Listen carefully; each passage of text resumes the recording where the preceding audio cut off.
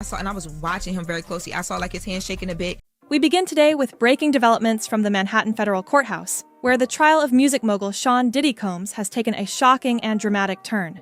Witnesses inside the courtroom describe a moment of absolute silence broken only by the sound of Combs collapsing to the floor. Sources close to the case allege he suffered a heart attack, moments after an unexpected and emotionally charged testimony from his own son. Once seen as a united front, the Combs family now appears fractured at its core.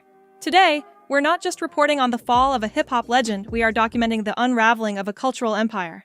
What's up, y'all? It's King Kong, and right now I'm taking over my pop's Instagram. One built on fame, power, and, as prosecutors allege, a dark pattern of manipulation, abuse, and systemic silence.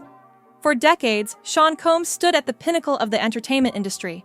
But today, the world watches as the foundation of that legacy begins to collapse under the weight of federal indictments, explosive witness accounts, and the betrayal that may change everything. So, how did it all come to this? Stay with us. The full story begins right now. Sean Diddy Combs walked into court with his usual swagger, surrounded by his kids like everything was fine. But it wasn't. He wasn't there to make an appearance, he was there because he's facing charges that could lock him up for life. We're talking serious crimes: racketeering, conspiracy, trafficking, and transporting people for illegal acts. This isn't gossip. These are federal charges. If he's found guilty, it's over. And it's not just Diddy in trouble. His son Christian, also known as King Combs, is caught up in his own legal scandal. Just 1 month before the trial, a woman named Grace Omar filed a lawsuit. She says Christian assaulted her on a yacht trip back in 2022. Cassie Venturas has officially wrapped up her testimony in Sean Diddy Combs' trafficking and racketeering trial after nearly 20 hours on the stand. Her account included graphic details of alleged abuse and coercion. That yacht? Allegedly paid for by Diddy himself. But this wasn't a normal vacation. According to Grace, the trip turned dark fast: drinks, drugs, and zero boundaries. She says Christian pressured her to take a shot she thinks was spiked, then got aggressive and tried to assault her. And she didn't just tell her story, she brought proof. Photos of bruises, an audio recording where she clearly says no. CNN even verified the transcript. But here's the part that makes your stomach turn. She says the crew didn't help her. Why? Because Diddy paid them to stay quiet. This isn't just about one bad night. It sounds like a pattern. Like father, like son. Power. Silence. Control. And the scariest part? This is just the beginning.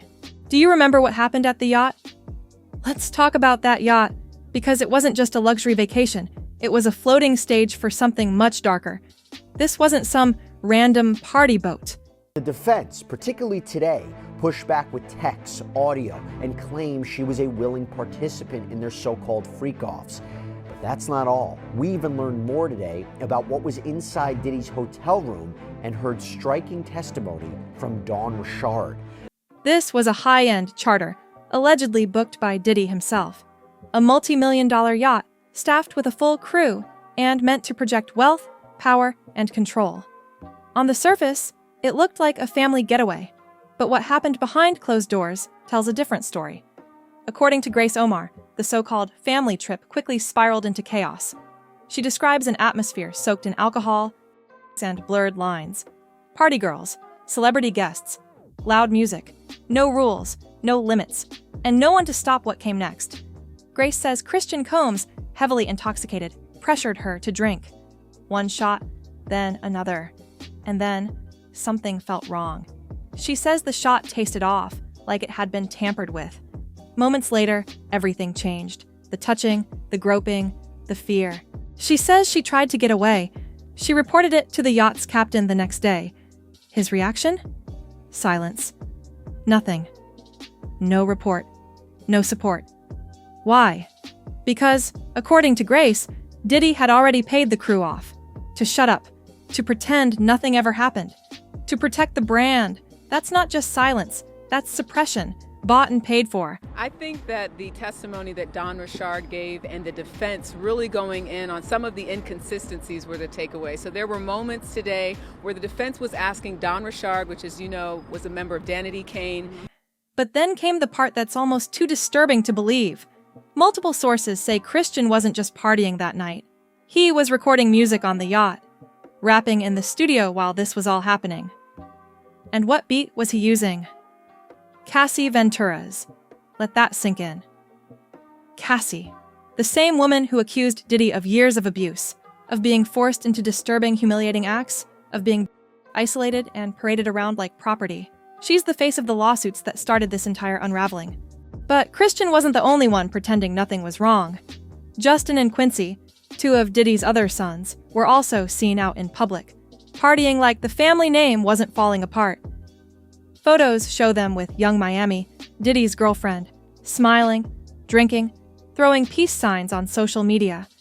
Meanwhile, inside a federal courtroom, women were reliving some of the darkest moments of their lives, describing years of control, abuse, and fear. And his sons, they were celebrating. No apologies, no public silence. Just flashy outfits, VIP lounges, and Instagram stories like everything was normal. It feels unreal, like they're living in another world. A world where trauma doesn't matter, and public shame is just another headline to scroll past. But maybe that's the point.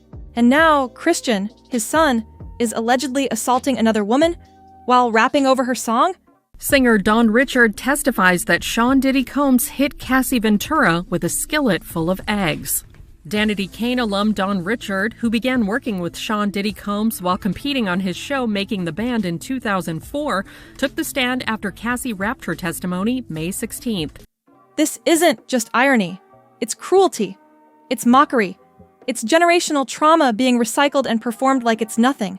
It shows just how deep the entitlement runs, how normalized this behavior might be behind closed doors. A young man, raised in power, allegedly committing an act of violence, soundtracked by his father's most public victim. This isn't just disturbing. It's symbolic. It's a statement. And the message is loud and clear. We do what we want.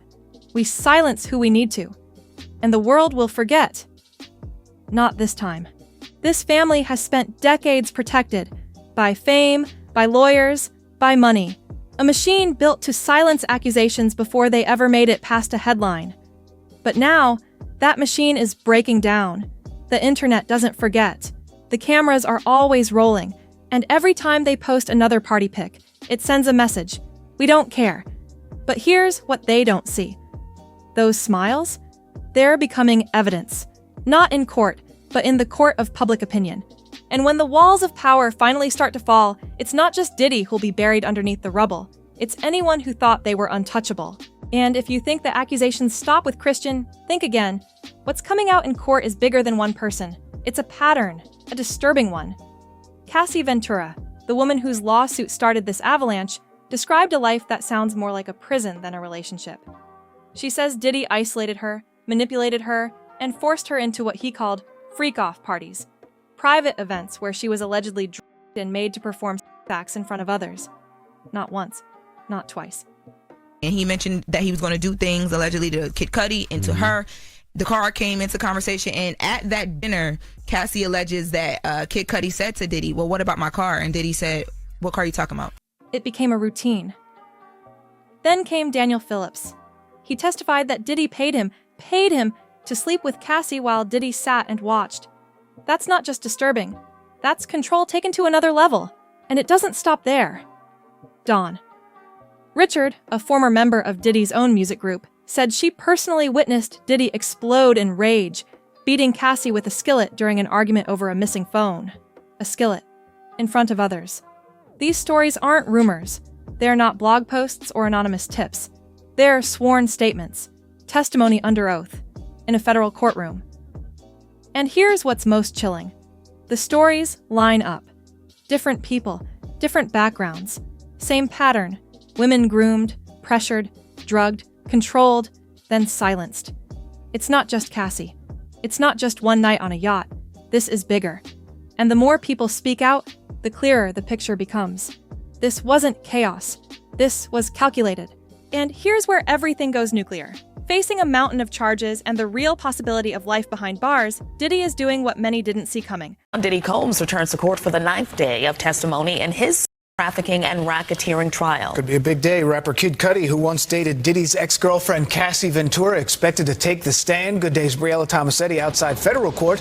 Allegedly naming names. And not just any names. We're talking Jay-Z, Cuba Gooding Jr., Stevie J. Odell Beckham Jr., even major players behind the scenes, Jimmy Iovine and Lucian Grange, titans of the music industry, have been mentioned in lawsuits, filings, or jury records tied to the case. And then came the bomb that set the internet on fire, the Diddy List, a viral spreadsheet claiming to show celebrities who were seen at his infamous parties or linked to alleged misconduct in some way. It includes Beyoncé, Leonardo DiCaprio, Paris Hilton, Megan Fox, names that dominate red carpets and headlines. Now, let's be clear.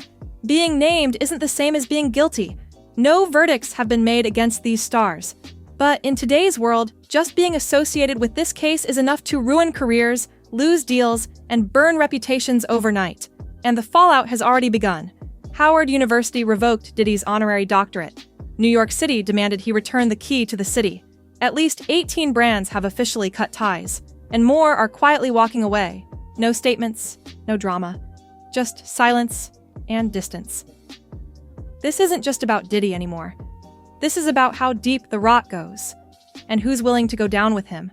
Rapper Kid Cudi is now on the stand in the Sean Diddy Combs and racketeering trial. He reportedly had a brief relationship with Combs' ex-girlfriend Cassie Ventura nearly 15 years ago. His testimony follows George Kaplan, a former employee of Combs who was granted immunity in exchange for his testimony. Or cut ties before it's too late. And in the middle of all this chaos, Christian Combs stays calm. Too calm. While lawsuits pile up and disturbing testimony makes headlines, he's out here posting throwback clips on his dad's Instagram. Old music videos, family moments, smiling memories from a time that now feels like a lie. Was it a PR move? Absolutely. Was it tone deaf? Worse, it was insulting. Critics didn't hold back. They called it what it looked like. Damage control disguised as nostalgia. Trying to remind the public of the good old days while women testify about being drugged, beaten, and violated. It felt like erasing the truth in real time. But then came the moment that really lit the match. Outside the courthouse, Christian was approached by someone who said, "They'll clear your dad." Christian's response? He smiled and said, "They ain't talking about nothing in court." Nothing? So Cassie's sworn testimony is nothing? The bruises? The recordings? The federal charges? That single line, "They ain't talking about nothing," went viral. And not in a good way. It told the world exactly what people were afraid of. That Christian isn't just standing by his father. He's echoing him, the same arrogance, the same dismissal of victims, the same belief that money and fame erase consequences. Power first, truth second. And if you can't silence the story, spin it. Let's talk legal strategy. Diddy is being prosecuted under RICO, the Racketeer Influenced and Corrupt Organizations Act. It's typically used against gangs or mobs, but it applies here because prosecutors allege Diddy ran a criminal enterprise using his business empire. The prosecution tried to connect the dots between Diddy's business and his alleged abuse of Cassie Ventura and another victim. How? By using witnesses to try to link Diddy to firearms, cash, and control. That includes bad boy records, clothing lines, alcohol brands, and more. It also means that even if Christian isn't federally charged, he could be implicated. Why? Because Grace Omars' civil lawsuit names him and Diddy. If Diddy is convicted of using his businesses to facilitate criminal activity, anyone involved could face fallout. A guilty verdict against Diddy would strengthen Omars' case, and it could signal that the rot goes deeper than one man. This case isn't just about Diddy. It's about the culture that allowed him to operate unchecked for decades. Dozens of accusers, over 63 lawsuits, claims dating back to the early 90s. Security guards allegedly fired for speaking out. Staff allegedly paid off to look the other way. This wasn't a secret. It was an open secret. And now the industry is scrambling. Some celebrities are deleting posts, others are lawyering up. The fear isn't just legal, it's reputational. Because once you're tied to a scandal, this toxic good luck getting brand deals or streaming revenue.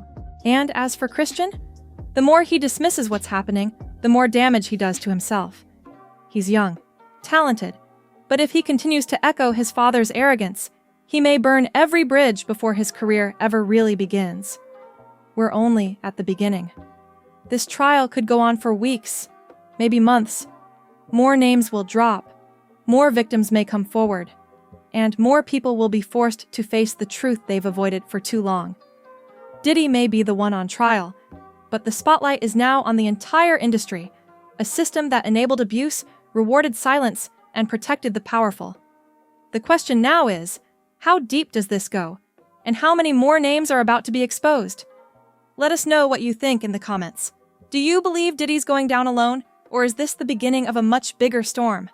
Subscribe for more deep dives, because this isn't just entertainment, it's a reckoning, and we're just getting started.